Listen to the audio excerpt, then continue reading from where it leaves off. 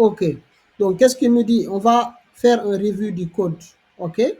Donc, on va aller dans le euh, Visual Studio Code. On va aller dans le répertoire Heartbeat App et voir le fichier appsec.yaml.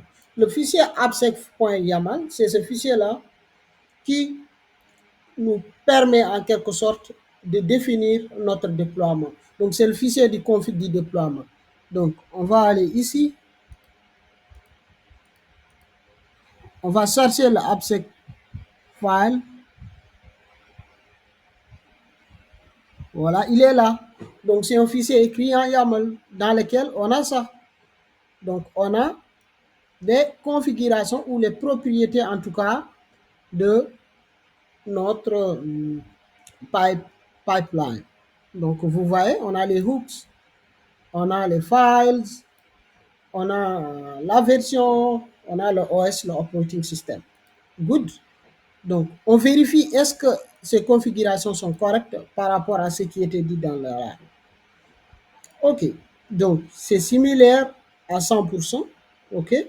Donc, on va aller au niveau du task 4. Dans le task 4, on doit pousser le fichier. OK. Donc, comment est-ce qu'on fait pour pousser ce fichier-là, en fait, qu'il soit dans un artefact S3 et autres. Donc, l'artefact de code deploy est storé souvent sur Amazon S3. Amazon S3, c'est un service d'AWS qui nous permet de stocker des fichiers. OK. You create a bucket using CLI interface. OK. Là, on doit créer un bucket. OK. On doit créer un bucket. Donc, on va appeler le bucket bucket name, heartbeat. OK. Postal code. OK. OK. Dans le terminal d'IDE, on a ce qu'on appelle AWS CLI qui est déjà configuré. Par exemple, quand on fait ici, AWS CLI, c'est quoi?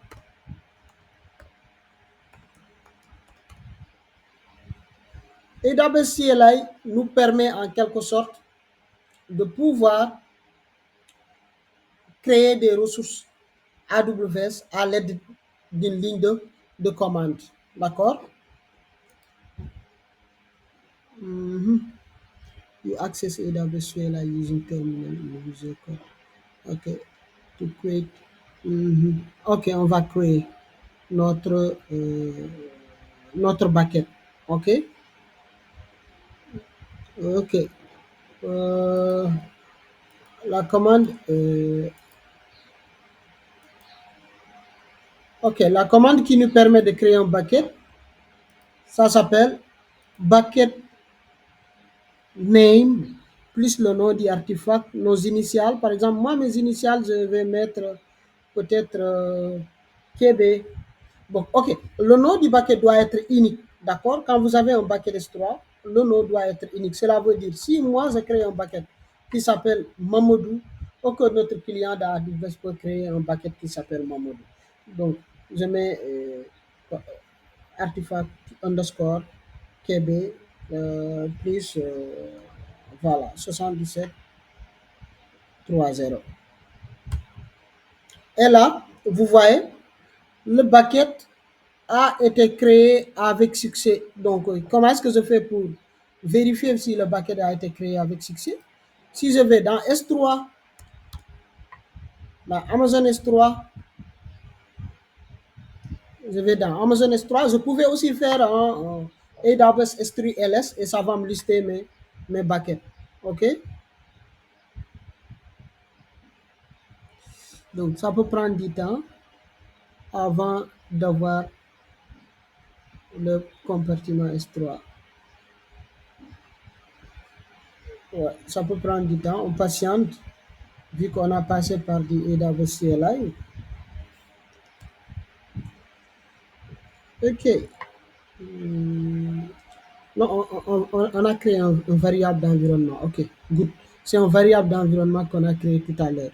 OK. All right. All right. OK. OK. On avait créé un variable d'environnement. C'est maintenant qu'on va commencer à créer le bucket S3 à l'aide de AWS S3 MB. D'accord? Et là, il va récupérer le variable. Voilà. Voilà, c'est maintenant qu'on a créé le backend. Donc, dorénavant, si on retourne ici, on doit voir le bucket. Voilà, le bucket, il est là. D'accord? Le bucket, il est là. Donc, on a créé notre bucket S3. Ce bucket va constituer en quelque sorte le stockage de nos artefacts. OK? Good. Et là, on va déployer l'application. Donc, pour déployer l'application, on doit faire un CD dans le fichier dans lequel contient les configurations de notre application parce qu'il doit récupérer le fichier appsec.yaml. Donc, c'est ce fichier-là qui va nous permettre. Donc, qui va nous permettre de faire euh, la configuration de, de code deploy, de lancer un déploiement sur les instances OCD. Good. Donc, on est ici, quand on fait par exemple ls, on voit, on est sur l'application Heartbeat App. Donc, dans l'application Heartbeat App, on verra qu'on a tous les fichiers qui constituent la configuration de notre application. Maintenant, qu'est-ce qui nous reste? On doit faire un push de, de configuration de notre app. Donc, à l'aide de la commande AWS deploy push application name. Application name, on a vu tout à l'heure quand on crée l'application. Source pour faire appel aux sources et source des données se trouve dans Amazon S3 location de bucket qui est là. Donc, on va prendre cette commande. OK. On est sur notre IDE. OK. Et là, vous voyez, donc il y a une création. Donc, on a lancé là le déploiement de l'application. On vient d'envoyer les fichiers de configuration de notre app vers l'application qu'on a mis dans code deploy en choisissant le deployment group qui était là-bas. OK. Et là, qu'est-ce qu'on va faire? On va encore continuer. On n'a pas terminé. D'accord? Donc, on est toujours à une autre étape. Donc, par exemple, quand on vérifie ici, quand on vérifie S3, on doit voir quelque chose dans S3. Vous voyez? Donc, on a le bundle de l'application. Donc, la commande qu'on va lancer tout à l'heure va récupérer ces données-là et l'envoyer dans l'application. Good. Donc, on est à ce niveau-là. Voilà. Oui, vous voyez? On a le deployment ID. Donc, si on revient ici, par exemple, on met code deploy. On met code deploy. On met code deploy. On va voir quelque chose. Vous voyez, bon, on a eu un déploiement, mais le déploiement est un échec. Donc, on verra tout à l'heure c'est quoi le problème. Il y a un échec au niveau du déploiement. OK, good.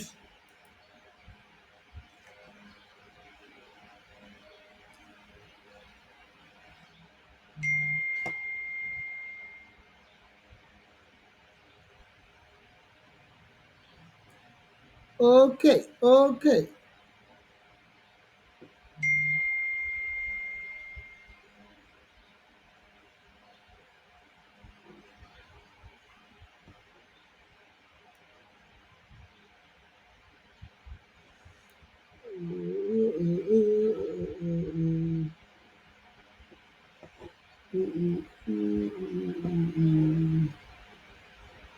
On va aller dans Management Console, Code Deploy, in the Navigation Panel, choose Deployment. OK, OK, OK, OK. The deployment failed because no instance were found. in the group. Ok, good. Donc le déploiement n'a pas réussi parce qu'il n'arrive pas à trouver des instances. Donc je pense que c'est au niveau de deployment group. On va aller sur deployment group. Il y a une configuration qu'on n'a pas bien fait.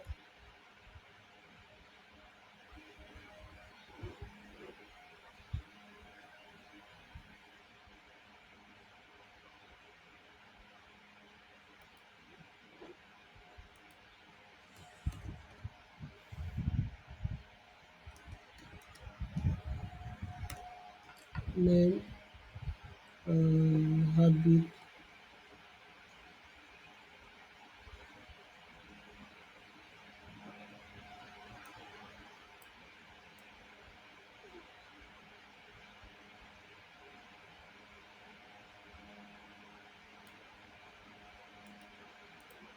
Ok.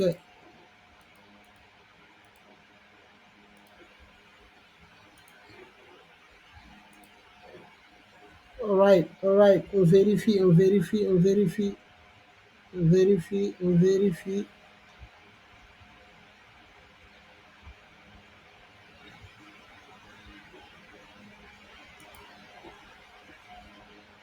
on vérifie. Ok, ok,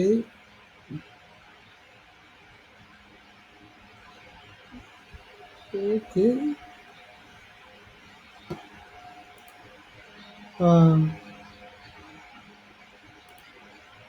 oui, voilà. Voilà, on avait fait une erreur, hein. Il y avait un espace ici, d'accord? C'est pour cela qu'on n'arrivait pas, lors de l'entrée de la clé ici, par exemple, vous voyez, il y avait un espace, de ce fait, il n'arrivait pas à voir les instances qui correspondaient au tag Heartbeat. Donc, on a corrigé cela et vous allez voir, il y a deux instances qui correspondent à celui-ci. Donc là, on va faire entrée, oui.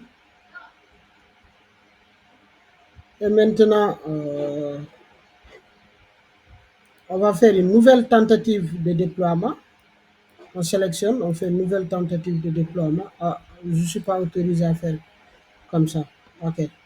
Donc, euh, donc je vais peut-être retourner ici, rappeler la commande. Voilà. J'ai rappelé la commande et je vérifie.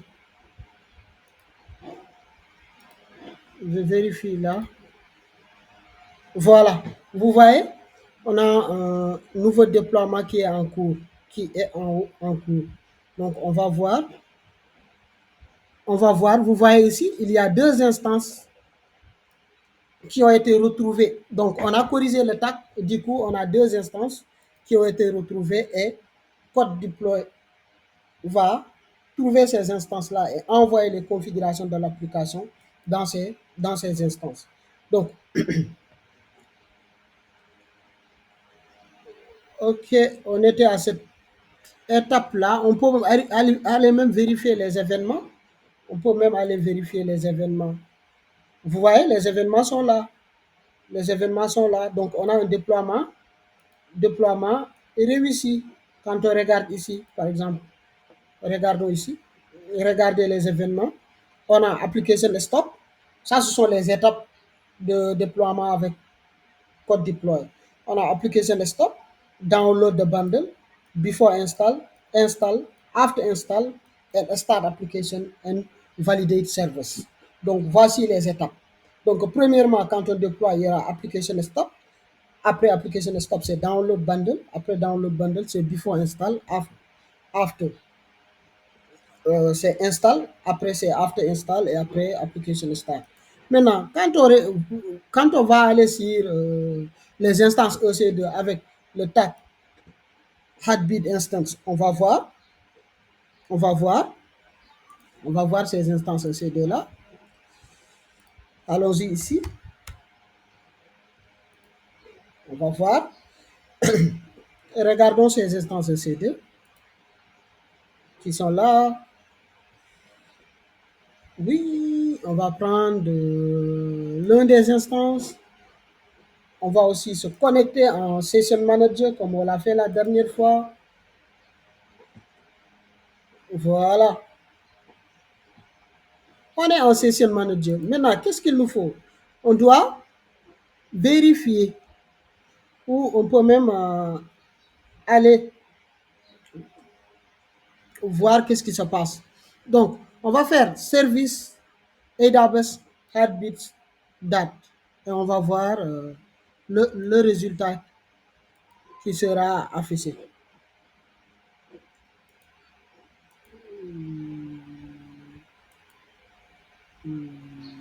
Ok, c'est celui-là. On patiente, on vérifie le service.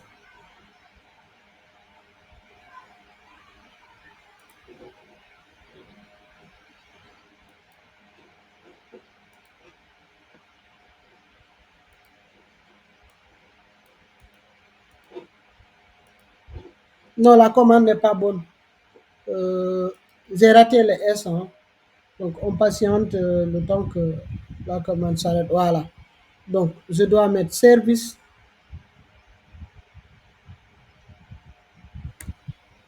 Voilà. Voici la bonne commande. Vous voyez? Donc on a l'application, le déploiement en running. Vous voyez? Donc ça c'est le nom du service. Donc ce qui veut dire ce qu'on a lancé là avec le code deploy, ça a fonctionné. Donc maintenant, on peut aussi aller aussi vérifier les logs. On peut vérifier les logs. Donc à l'aide de la commande content. OK.